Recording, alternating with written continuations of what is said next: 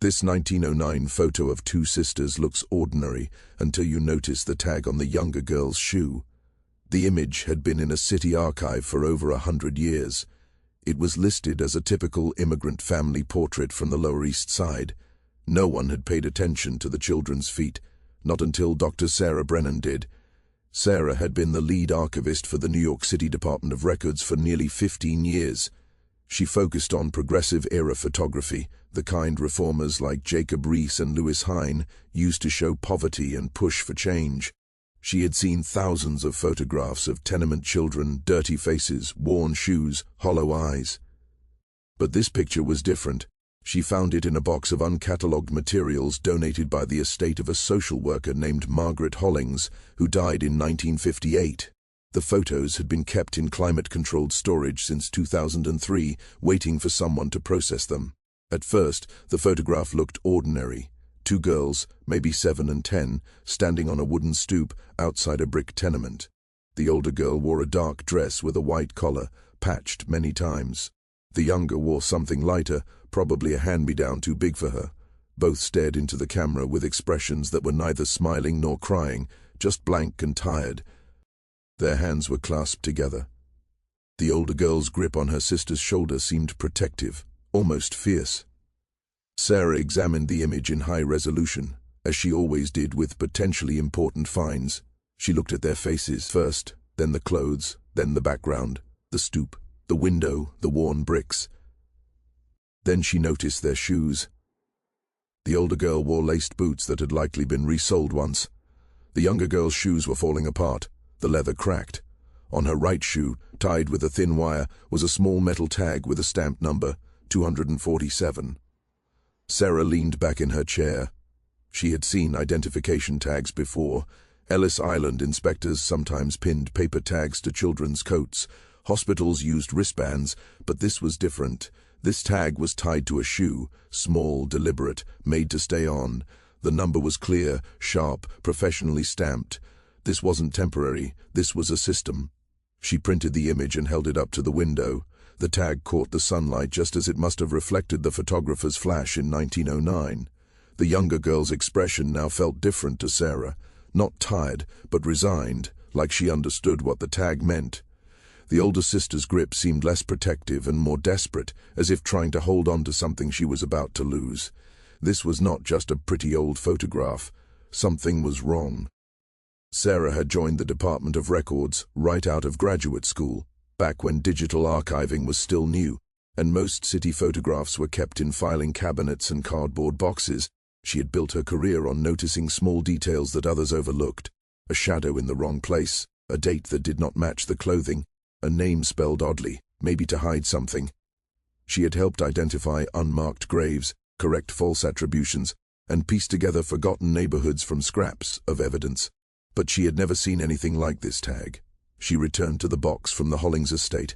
There were about 200 images, most showing tenement life on the Lower East Side between 1905 and 1915. Families crowded into one room, children working in garment factories, women hauling water up narrow stairs. Typical progressive-era documentation. But about 30 photos felt different. They all showed children, alone or in pairs, standing in doorways or on stoops.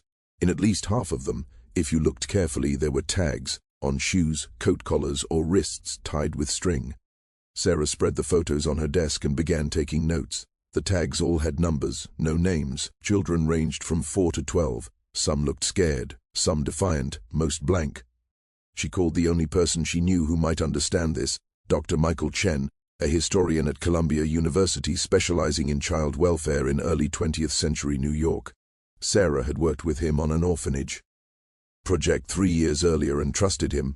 After she described the photos and tags, there was silence. "Can you send me the images?" he finally asked.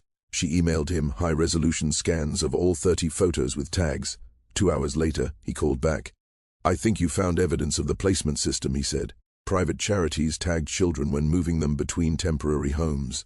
It was meant to keep track of children so they wouldn't get lost, but it also marked them, showing everyone they were charity cases. Sarah felt her stomach tighten. "How temporary were these homes?" she asked. "Depends on what you mean," Michael said. "Officially, placements were weeks or months while families got back on their feet." In practice, many became permanent. Some families thought they were fostering, others thought they were getting help at home. Agencies weren't always honest. What kind of agencies? Sarah asked. Mostly private charities. The Children's Aid Society was the largest, but there were many smaller ones. Catholic, Jewish, Protestant. They competed for money and donors. Some helped children, others ran indenture schemes. Sarah wrote names as Michael spoke. She asked about the metal tag and whether any records survived. Hard to trace, he admitted. Most agencies didn't keep proper records, and what they did often got destroyed. But municipal or church archives might help.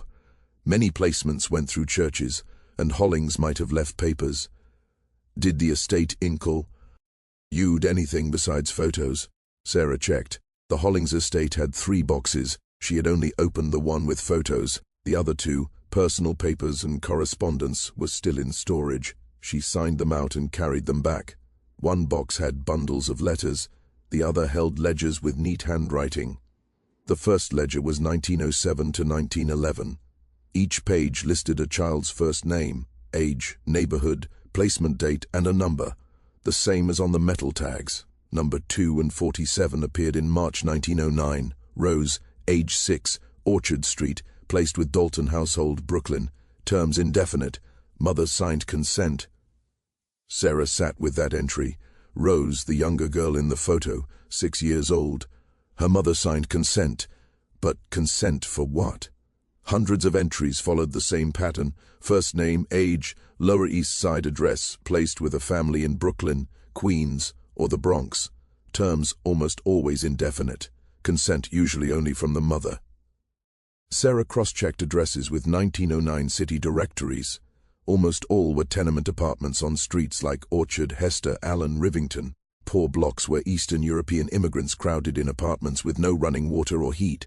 Families barely surviving, convinced to give up their children. She called Michael again, reading entries from the ledger. He went quiet, then said, "I need to see these ledgers. Can I come tomorrow?" The next morning he arrived with Dr. Patricia Okonkwo, a legal historian specializing in contract law and immigrant rights. They spent 4 hours reviewing the Hollings papers, cross-referencing ledgers, photos, and city archives. They uncovered a system that operated between charity and exploitation. Private charities targeted immigrant families during crises, a father's death, mother's illness, unemployment, harsh winter. Agencies offered help, but only if children were sent to live with other families temporarily. Children were fed, clothed, sent to school, parents could visit. But the consent forms weren't simple foster agreements. They were indenture contracts. Agencies had legal custody, could place children where they would work for room and board. Contracts were in English, which many parents couldn't read. Terms were vague, duration indefinite, and once placed, children were hard to reclaim. This was legal, Patricia said, showing a sample contract.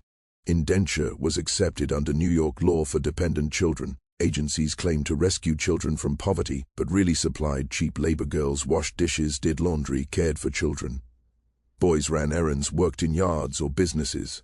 Host families were supposed to provide food, shelter, education, but oversight was nearly non-existent. Children had no recourse. If they ran away, they could be arrested. If they complained, they could be moved to worse placements. Michael showed the photo of Rose and her sister. The older girl wasn't tagged. She was probably too old. Agencies targeted younger children, small enough to control, mold. They separated siblings, sometimes photographing them to reassure parents, but the girls' hands showed they knew they were being torn apart. What happened to Rose? Ledgers stopped in 1915, but Patricia found the Dalton family in the 1910 census. James Dalton, wife, 3 kids, plus Rose, age 7, servant. Sarah felt sick. A child, not family, working for strangers. Rose's mother and sister were somewhere on the Lower East Side, powerless. Michael found a 1911 Brooklyn church bulletin thanking the Daltons for donations. No mention of Rose. She was invisible in records, present only as an unnamed servant and a ledger number. In 1913, newspapers exposed child labor in private homes. Hundreds of immigrant children worked unpaid under charity claims. A brief scandal followed, but no real change. Sarah now understood the photograph. It was not just a portrait of 2 sisters, it documented a transaction. The metal tag on Rose's shoe proved she was processed by a relief agency, assigned a number, prepared for placement. The photo may have been to show host families or reassure Rose's mother, but it was not neutral. It was part of a system exploiting poor children, dressed as charity. Sarah knew she had to act. She contacted the Tenement Museum, sending photos, ledgers, and a research summary to Dr. Ellen Vasquez, Director of Collections. Ellen was known for confronting hard truths in immigrant history. She called 3 days later. "This is extraordinary work, but very controversial." "I understand," Sarah said. "These children deserve the truth, not a sanitized story." Ellen agreed, but warned of donor sensitivity. Some donors had ancestors who participated in these placement systems. "I'm not accusing anyone," Sarah said. "I'm describing a legal system that existed. People thought they were helping, but the effect on children like Rose was real."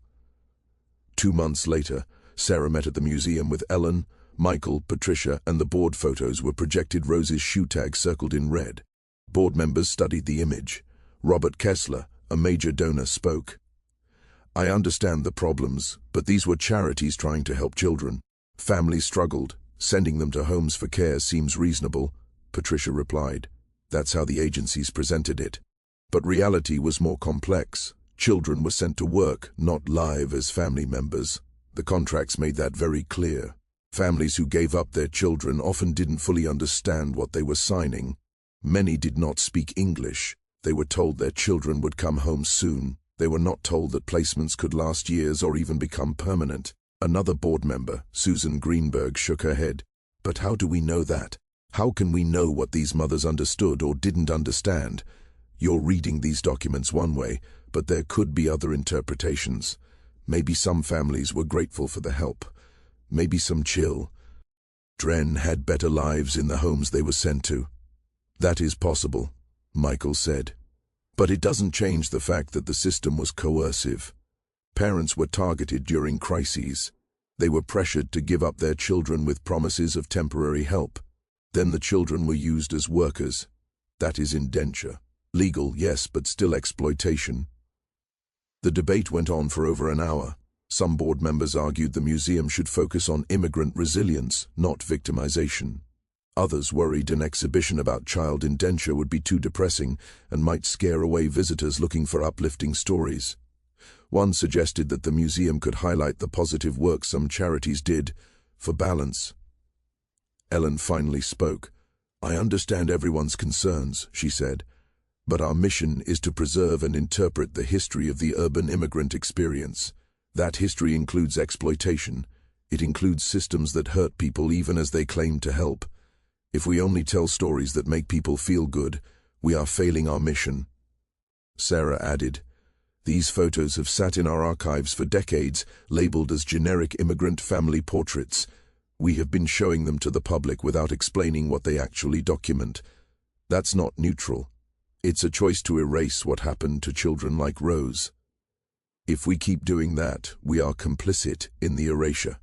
The board voted. It was close, 4-3, but the exhibition was approved. It would open in 6 months, timed with a national conference on child welfare history. One gallery would focus on the placement system, using the Hollings photos and ledgers as central evidence. The museum would also reach out to descendant communities to see if anyone had family stories about children placed in homes during that era. The outreach had unexpected results. Within weeks, the museum received over 40 responses from people with family connections to the placement system. Some were descendants of placed children, others were descendants of families that took in children. The stories were complex and often painful. Several described grandparents separated from siblings and never reunited. Others spoke of children who were treated well and stayed connected to host families into adulthood. A few were upset that the museum called the system exploitative, insisting their relatives had been rescued, not harmed. One response stood out. It came from Grace Steinberg, 83, of New Jersey. Her grandmother had been named Rose. She had been placed in a Brooklyn household as a child and worked there until she was 16. Grace had a photo of her grandmother from around 1920, standing in front of a Flatbush house. On the back, in faded writing, it said, "Rose finally free." Sarah and Ellen visited Grace. She showed them the photo and other documents, a battered copy of Rose's indenture contract, a letter from the agency notifying the Daltons that Rose could leave, and the small metal tag stamp. PED 247. Rose had kept the tag her whole life. When she died in 1987, she gave it to Grace with instructions, "Remember what they did to us." Grace told Rose's story. She was 6 when the agency came to her tenement. Her father had died in a factory accident. Her mother was sick and couldn't work. An agent told her mother that if she didn't send Rose to a better home, the city would take both children to an orphanage. The mother signed the papers, believing she had no choice. Rose left the next day, allowed to bring only the clothes she wore. The Daltons treated Rose like a servant. She woke before dawn, started fires, prepared breakfast, scrubbed floors, washed dishes, carried water, and cared for the Dalton children. She ate separately and slept in a tiny room off the kitchen. She couldn't leave without permission. She went to school only when her labor wasn't needed. At 12, Mrs. Dalton taught her to sew. Rose spent evenings mending and making garments the Daltons sold. She never saw that money. Her mother visited twice in the first year. The agency promised visits, but the Daltons made them difficult, scheduled them at bad times, and hovered to make her mother feel unwelcome. After the second visit, they requested the visit stop, and the agency agreed. Rose did not see her mother or sister again until she was 16. At that point, her indenture ended. She could leave but had no money, no job, no idea where her mother and sister were. The Daltons offered her paid work. She refused. She took the metal tag from her shoe, worn for 10 years, and left. She worked in a garment factory and eventually reunited with her sister, a seamstress. Their mother had died in 1917 during the flu pandemic. Grace's voice was steady, but her hands shook holding the tag. "My grandmother never talked about this until late in life," she said. She was ashamed, not of what happened to her, but that it happened at all. She felt discarded, as if her mother gave up, even though she knew her mother had no choice. That shame stayed with her for decades. Sarah asked if Grace would lend the tag and documents to the museum. Grace agreed immediately. "This is why my grandmother kept these things," she said. She wanted people to know the truth. She wanted people to understand these charities weren't as innocent as they claimed. The exhibition opened in October 2023. It was called Numbered Child Indenture in Progressive Era, New York. The centerpiece was the photo of Rose and her sister, displayed with Rose's indenture contract, ledger entry, and metal tag. Visitors could see how a seemingly ordinary photo revealed the system behind it. The exhibition included descendants' testimonies, oral histories, and context about the legal and economic systems that allowed child indenture. The response was intense. Some visitors were devastated, crying in front of the photo. Others were angry at the injustice and at the museum for showing it.